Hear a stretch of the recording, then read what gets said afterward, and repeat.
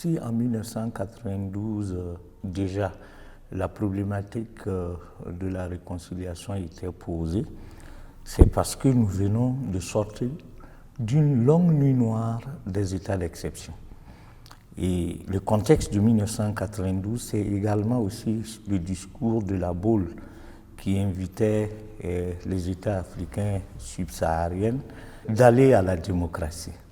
Même si un acteur majeur de l'époque a dit que avant le discours de la Baule avec Blaise Compaoré et lors d'une escapade, le président Compaoré avait souhaité qu'on fasse donc le pas vers la démocratie.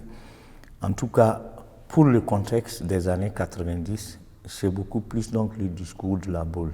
Nous allons franchir le pas avec donc le projet donc d'écriture de l'avant-projet de la Constitution et le référendum pour aller à la 4e République et l'ouverture démocratique avec le multipartisme. Il fallait quand même solder un certain nombre de passifs et je crois que c'est ce qui a amené les acteurs à se souvenir qu'il y a eu beaucoup d'entraves, beaucoup de supplices liés donc aux différents changements violents politiquement que le pays avait connus. Donc on s'est mis dans la même mouvance que beaucoup de pays africains. L'opposition à l'époque avait demandé une conférence nationale souveraine et en face, le pouvoir et ses alliés n'étaient pas d'accord pour cette conférence nationale souveraine, d'où les grandes mobilisations donc, pour aller vers cela. Finalement, question du rapport de force, le pouvoir avait accepté que les différents acteurs se retrouvent, mais pas dans un cadre comme l'opposition ou certains de la société civile le voulaient. À l'époque, ces acteurs-là voulaient une conférence nationale souveraine. Finalement, le pouvoir leur a servi un forum de réconciliation et qui allait donc chapeauter ce forum de réconciliation. C'est un prélat, si ma mémoire ne me trompe, c'est Monseigneur Séraphin Rwamba qui va diriger donc ce forum. Mais dès les premiers instants, il y a eu un couac. Le couac, c'était quoi? Certains acteurs avaient voulu que les débats soient retransmis à la radio et à la télévision, ce qui n'a pas requis l'assentiment donc du pouvoir. On a dit suspendre pour la reprise, mais il n'y a jamais eu reprise. Et finalement, le pouvoir, par multipterfuges, est arrivé à inverser la tendance. Et comme les problématiques politiques sont liées aux questions de rapport de force, l'opposition et les acteurs connexes ou les acteurs qui aussi interviennent dans la vie de la nation, n'ayant plus de force, on a fini par mettre donc cette affaire de forum-là sous boisseau. On a continué sans que ces problèmes-là soient vraiment élucidés, sans qu'on trouve des solutions à ce problème de réconciliation.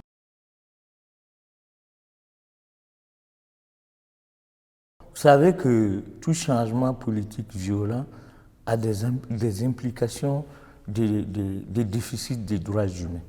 Il y a eu le CMRPN d'abord. Là, ceux qui avaient été vaincus ont connu les supplices de prison.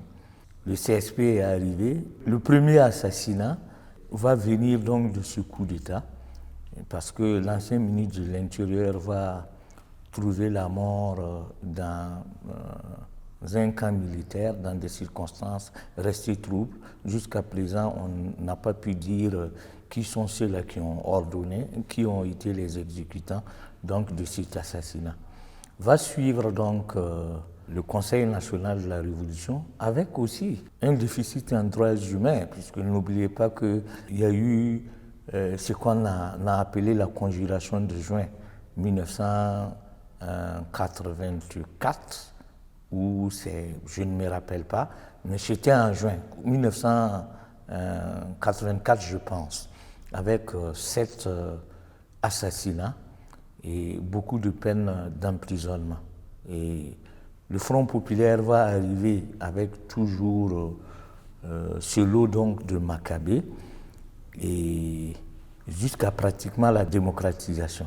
Et ça va continuer jusqu'au départ donc, de Blaise Compaoré. Donc vous imaginez que pour un régime qui a fait mine donc d'abandonner la manière cavalière donc de diriger pour aller à la démocratie, il fallait quand même solder ce passif. C'est essentiellement ceux qui gravitaient autour du pouvoir.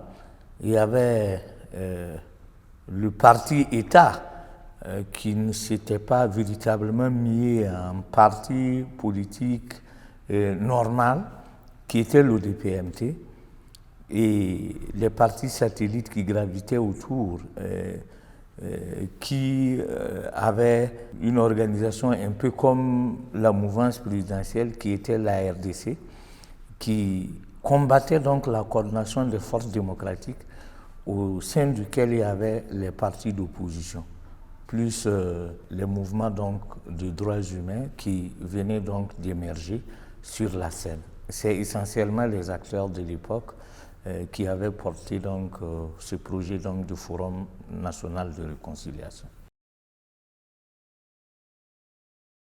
Il n'a même pas pu se tenir. C'est dès les premiers moments où on a commencé à discuter donc de modus operandi qu'il y a eu ce point d'achoppement donc pour la retransmission de débats à la télé et à la radio. Donc on a vite fait donc le suspendre pour dire qu'on va reprendre, mais il n'y a jamais eu reprise.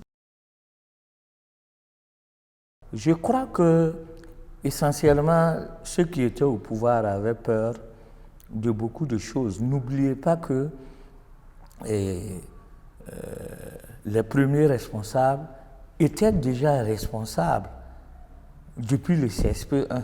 Et ceux qui ont été victimes depuis cette époque jusqu'à l'ère magistère, il fallait répondre. Et comme le Burkina est un pays de savane, tout le monde sait ce que tout le monde avait fait. Et le point de clivage était tel que c'était difficile de se deviner. N'oubliez pas également que parmi ces acteurs qui régentaient donc l'État, il y a eu des défections.